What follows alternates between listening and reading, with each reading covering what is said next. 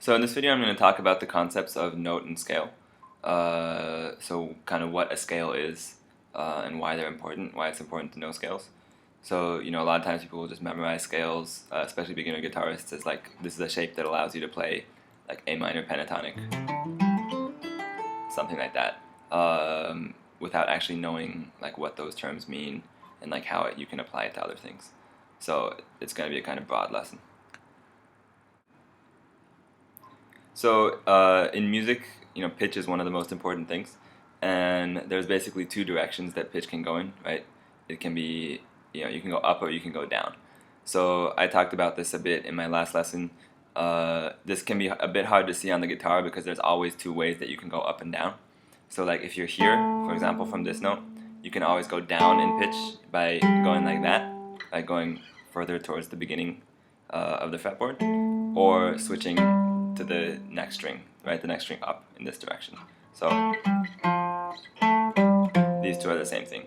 In the same way, going up, you can go like this, right? Stay on the same string and just go higher, or like this, right? But it's good to to not worry about that too much for now. In terms of understanding, think about a piano. So even if you know nothing about a piano, there's just basically, you can go left or you can go right.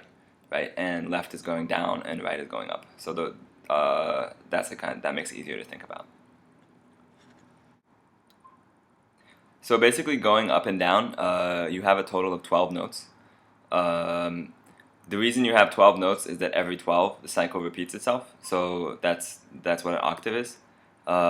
Basically, going up 12 notes corresponds to doubling the frequency, and when you double the frequency of the sound, we hear it as a higher version of the same thing. So for example, all of these notes, these are all called E, right?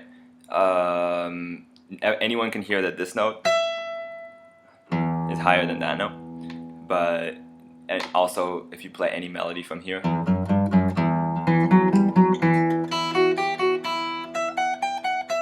all of those sound like the same thing, right? And it doesn't sound like the same thing if you start if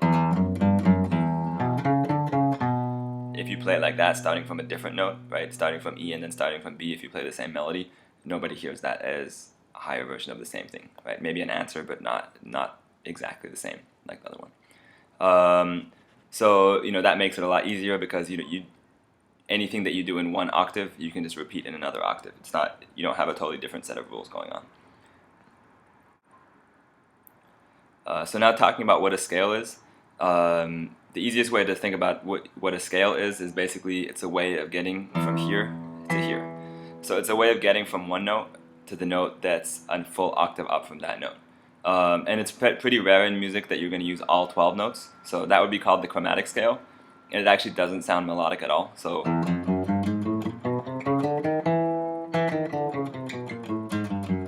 right, something like that. It's more of a musical effect. It's pretty hard to have like a melody in that. So basically what a scale is, it's a pattern of jumps. You're choosing which notes not to include, which notes to jump over.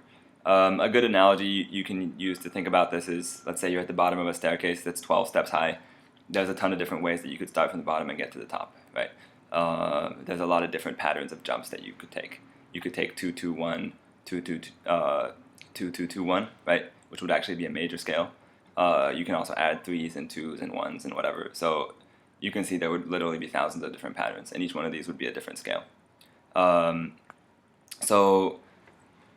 Each scale basically has a slightly different mood and emotion associated with it, and it's also a really big part of determining the style of music that you're in. So just as an example, if I play this, right, and I follow that by, right, I'll do it on the same string to make it easier to,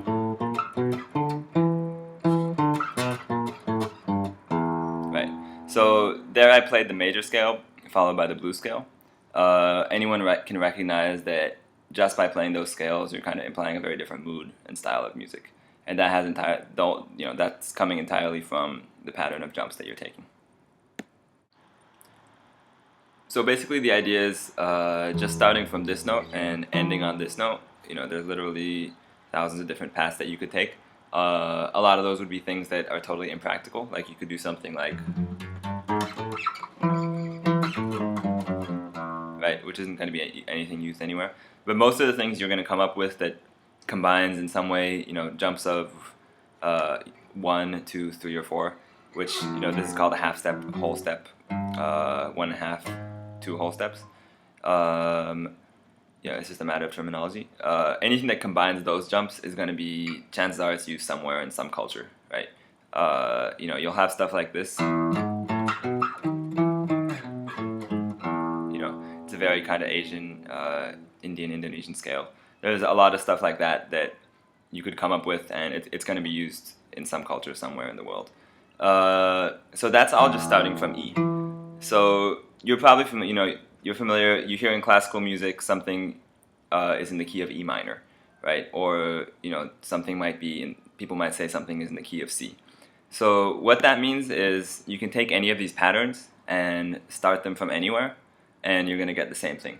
So just visually, you can take this major scale pattern and do it from any string on the guitar, right?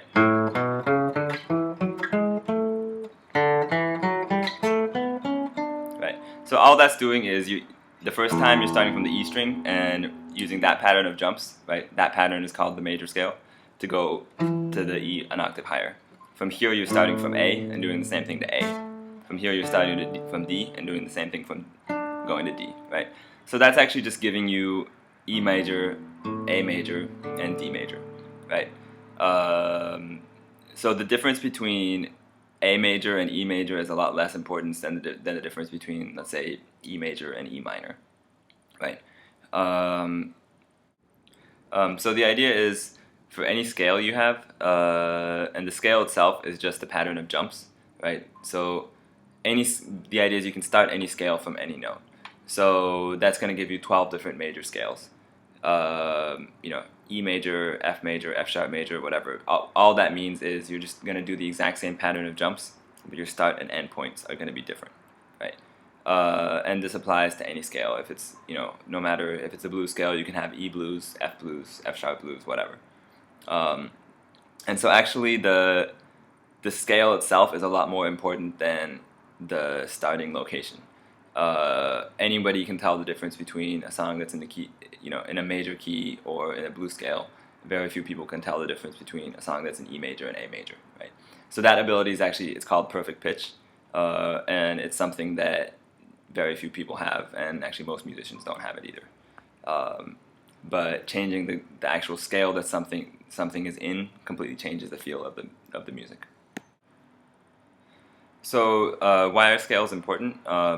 Scales are basically, think about it as the building block of melodies, right?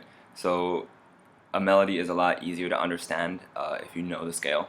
If you know that something is in major, you're going to have a lot easier time predicting what the next note's going to be and knowing where the scale is, where the melody is supposed to end, than if you just think about it as a collection of random notes.